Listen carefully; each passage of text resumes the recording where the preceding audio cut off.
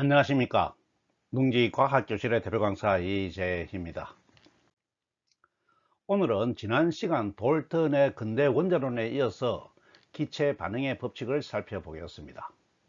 기체 반응의 법칙은 기체의 화학 반응은 질량비로 결합하는 것이 아니라 부피비로 결합한다는 새로운 성분비의 법칙이라고 할 수 있는데, 오늘은 그 내용을 살펴보고 원자론과 어떻게 다르고 어떻게 서로 충돌하는지 살펴보겠습니다.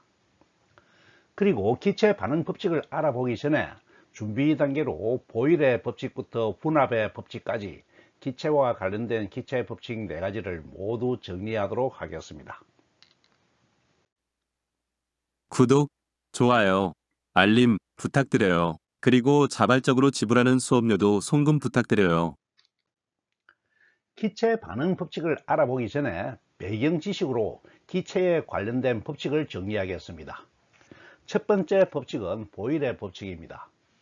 이 법칙을 발견한 보일은 앞에서 살펴본 제이간 실험으로 빈 공간을 발견하여 연속 물질관을 허물고 입자설을 주장한 그 보일입니다. 제이간 실험에 대해서는 권장 강의를 참고하시기 바랍니다.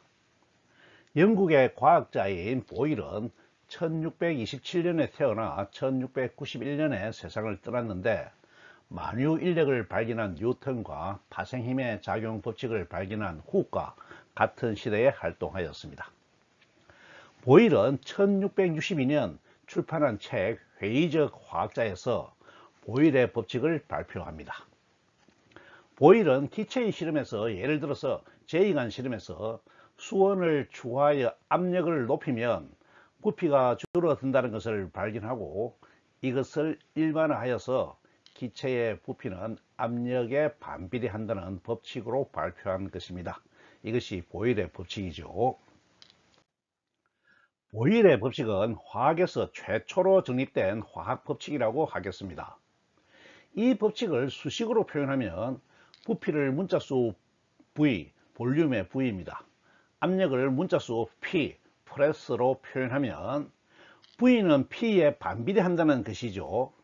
비례상수를 넣어서 V 꼴 K1분의 K1 P분의 1이 되고, 식을 정리하면 PV 꼴 K1으로 되어서 압력과 부피를 곱한 값이 상수가 된다는 것을 나타냅니다.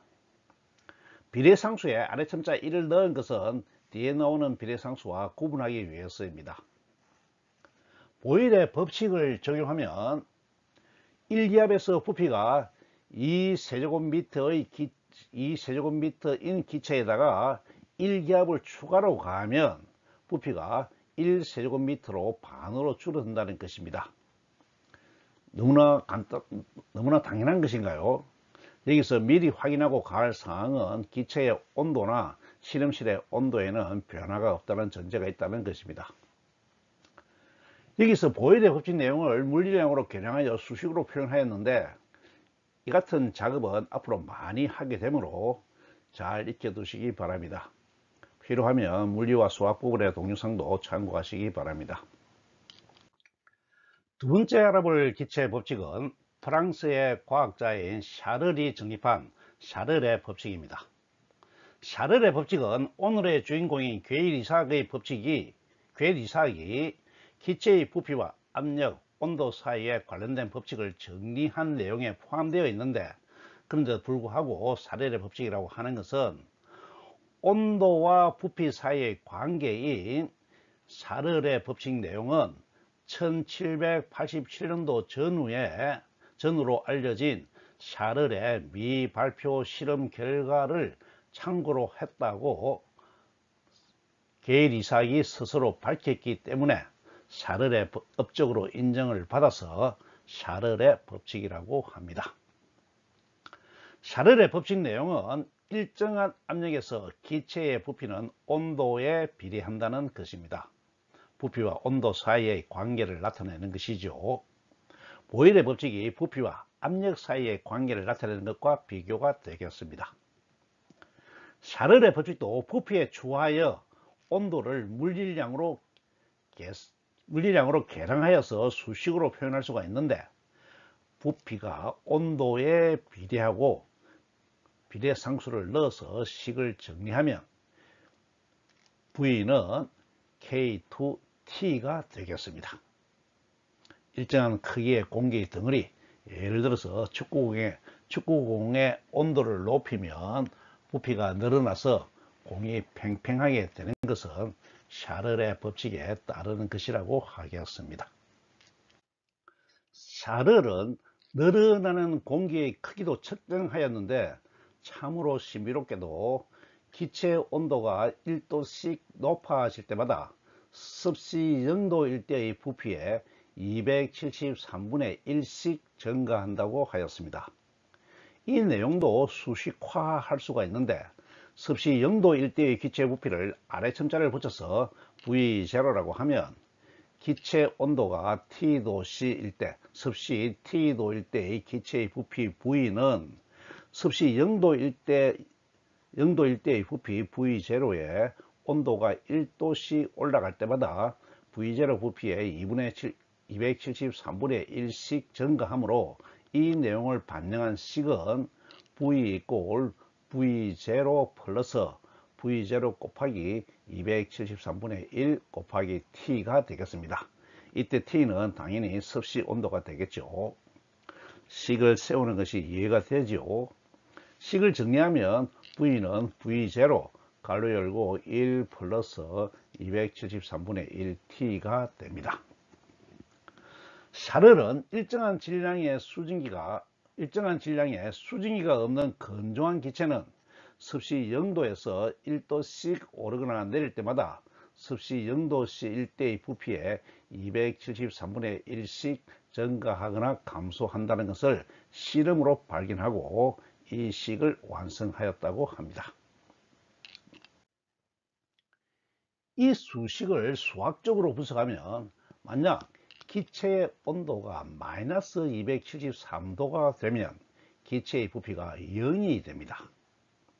부피가 0이 된다는 것은 물리적으로 불가능한 일이므로 아주 낮은 온도에선 성립하지 않는다고 할 수가 있습니다. 그런데 영국의 과학자 켈빈 경이 1852년에 연력학 제2 법칙을 완성할 때 절대 온도를 정합니다. 절대 온도는 기체의 부피가 0이 되는 온도로 영하 273도로 정해집니다. 오늘날 절대 온도는 마이너스 273.15도이죠. 습시 마이너스 273.15도입니다. 정확한 온도 표시이죠. 절대 온도는 연속 물리량으로 단위 없는 숫자로 문자수 K로 표현하는데 물론 이때 K는 대문자 K로 표현해야 합니다. 대문자 K로 표현하는데 기준점은 절대 온도 0도이고 1도의 간격은 습시와 똑같이 합니다. 따라서 습시 1도가 오르면 절대 온도도 1도 오릅니다. 물리량과 온도에 대해서는 권장 강의를 참고하시기 바랍니다. 오늘날 사례의 법칙을 크기가 없고 기체 분자 사이에 상호작용을 전혀 하지 않는 이상 기체에 적용하면 기체의 온도가 마이너스 273도에 가까이 가면 기체의 부피가 0으로 수렴한다고 수학적으로 극한으로 해석할 수가 있겠습니다. 이상 기체가 아닌 일반 기체인 경우에는 온도는 운동 에너지를 나타내는 물리량이므로 온도가 절대 온도에 가까워지면 기체의 부피는 운동 에너지를 잃고 서로 뭉쳐지면서 기체에서 액체 기체로 기체에서 액체, 액체에서 고체로 상태 변화가 일어나면서 압박되지요. 그래서 부피가 극한으로 절대적으로 줄어든다고 이해할 수가 있겠습니다. 이번엔 보일-샤를의 법칙을 알아보겠습니다. 보일-샤를의 법칙은 보일 법칙과 샤를 법칙을 하나로 묶은 것이라고 하겠습니다. 보일의 법칙은 온도가 일정할 때 기체의 부피와 압력의 관계를 나타내고 샤를의 법칙은 압력이 일정할 때 부피와 온도의 관계를 나타냅니다. 기체에 영향을 미치는 변수가 부피, 압력, 온도이므로 이 세 가지 요인 사이의 관계를 모두 반영하여 기체의 상태를 한 번에 표현하는 것이 보일-샤를의 법칙입니다. 보일-샤를의 법칙에서 중요한 것은 기체의 상태를 수식으로 표현하고 있다는 것이죠. 수식을 만드는 원리와 구조는 매우 간단합니다. 앞에 보일 법칙과 샤를의 법칙을 구한 것과 똑같아 하겠습니다. 제한을 주지 않고 관계를 표현하면 되겠습니다. 기체의 부피를 기준으로 정비례와 반비례 관계가 있는데 보일의 법칙을 반영하면 압력은 반비례 관계에 있고 샤를의 법칙을 반영하면 온도는 정비례의 관계에 있습니다. 이렇게 하면 성질과 현상을 모두 수식으로 나타낸 것이 됩니다. 이제 수학적인 조작을 하여 비례상수를 K로 두고 식을 완성하게 되면 V는 K 곱하기 P분의 T가 되고 식을 정리하면 T분의 PV는 K가 됩니다. 이 식에서 온도는 단위가 없는 온도인 절대 온도가 되고 비례상수 K 값을 절대 온도가 되도록 비례상수 K 값을 정해두었다는 것을 기억하시기 바랍니다. 달리 말하면 T 값에는 절대 온도를 넣어야 한다는 것입니다. 이 식이 가지는 의미는 기체와 관계하는 세 개의 물리량을 곱하거나 나누면 그 값은 항상 일정한 상수가 된다는 것입니다. 상수, 변하지 않는다는 것이죠. 예를 들어서 부피가 V1인 한 덩어리에 기체가 있고 그 기체의 온도가 T1, 압력이 P1일 때 세 물리량을 연산하면 T1분의 P1 곱하기 V1은 K가 된다는 것이죠. 일정한 상수 K가 됩니다. 만약 이 기체의 압력을 변화시켜서 P2를 만들고 온도를 변화시켜서 T2를 만들고 그 결과로 부피가 변하여 V2가 되었을 때도 이 식은 항상 성립하므로 T2분의 P2 곱하기 V2는 똑같이 K가 됩니다. K 값은 공통이므로 두 식을 묶으면 T1분의 P1 V1은 T2분의 T2 V2가 됩니다. 매우 낯이 익은 식이죠. 이 식에는 6개의 문자수가 있는데 5개의 문자수를 알면 나머지 1개는 연산으로 구할 수가 있습니다. 중학교에서 많이 풀었던 문제이지요. 초기 상태의 기체의 상태가 T1, V1, P1이고 이 기체를 변화시켜서 두 개의 값 P2든 T2든 P2든 V2든 두 개의 값을 정하면 나머지 1개 값은 연산으로 답을 구할 수 있는 것이죠. 다음 시간에 살펴보겠습니다만 여기서 미리 한번 언급해 두고 가는 것은 기체의 입자수와 부피의 관계도 비례관계에 있는데 이것도 처음 수식에 반영하면 입자수 n을 곱할 수가 있습니다. 비례관계니까요. 그러면 새로운 비례상수 r을 넣은 전체 식이 PV 꼴 nRT가 됩니다. 이때 비례상수를 K로 두지 않고 R로 두는 것은 R의 의미가 매우 중요하기 때문에 그렇죠. 화학에서는 이 R의 비례상수를 기체상수라고 합니다. 이 식이 바로 이상기체의 상태 방정식인데 이 식에 대해서는 뒤에서 자세히 살펴볼 예정이므로 여기선 한번 듣고 가는 것으로 이해하겠습니다. 보일-샤를 법칙은 오늘날의 관점에서 해석하면 오늘날 온도는 운동 에너지를 나타내는 물리량이고 압력은 운동하는 기체의 분자가 경계에 의해 운동을 방해받아서 경계에 작용하는 힘으로 해석합니다. 기체 분자 운동론이죠. 이런 관점에서는 온도가 올라가면 운동 에너지가 증가하는 것이므로 기체 분자의 속도가 빨라지고 기체의 양이 증가하면 충돌하는 입자의 수가 증가하므로 전체적으로 부피가 늘어나는 것은 지극히 당연한 것이라고 해석할 수 있겠습니다. 이번엔 기체에 대한 또 다른 법칙인 분압의 법칙을 살펴보겠습니다. 분압의 법칙은 근대 원자론을 정립한 돌턴이 밝힌 법칙입니다. 돌턴은 기상을 연구하는 과학자로서 대기에 대한 실험을 많이 하였습니다. 보일샤렐 법칙에서 살펴보았듯이 실험실 온도와 실험실 압력에서 일정한 기체의 덩어리는 일정한 부피를 유지합니다. 돌턴은 건조한 공기 덩어리에 수증기를 추가하여서 습한 공기를 만들었습니다. 이때 돌턴은 부피의 변화를 통해서 건조한 공기의 압력과 수증기의 압력을 더한 것과 습한 공기의 압력이 똑같다는 것을 발견합니다. 돌턴은 여러가지 기체에 대해서도 같은 실험을 하여서 혼합 기체의 압력은 혼합하기 전 개별 기체의 압력을 모두 더한 것과 같다는 법칙을 발표합니다. 이것이 분압 법칙이죠. 법칙의 내용이 잘 이해가 되었나요? 분압의 법칙이 성립하기 위해선 개별 기체가 혼합되는 다른 기체의 존재와 무관하게 독립적으로 작용해야 합니다. 그래야 각자의 압력이 그대로 유효하게 되는 것이죠. 만일 다른 기체의 영향을 받아서 압력이 변한다면 처음에 압력을 유지할 수가 없겠죠. 혼합되는 기체 사이에 상호작용을 하지 않는다는 전제가 성립할 때만 이 법칙은 참이 됩니다. 그런데 현실 세계에선 무엇이든지 모두 상호작용하고 있으므로 독립적으로 활동하는 것은 대단히 어렵습니다.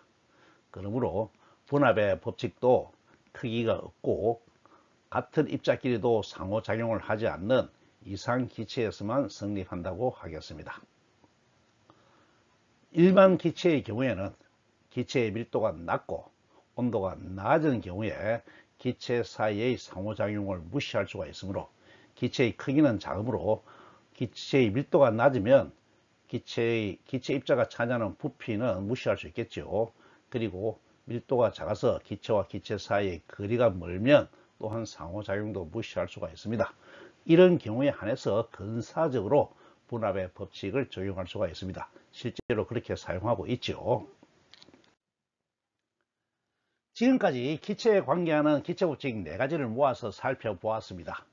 지금부터는 기체 법칙이 성립하는 서로 다른 기체가 결합을 할 때 결합하는 규칙을 나타내는 기체 반응의 법칙을 살펴보겠습니다.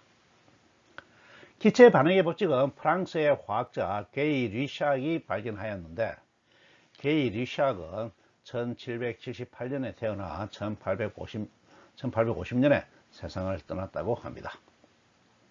뛰어난 실험과학자로서 기체 연구를 많이 하였는데 기체의 부피를 정밀하게 측정하는 데 아주 뛰어났다고 합니다.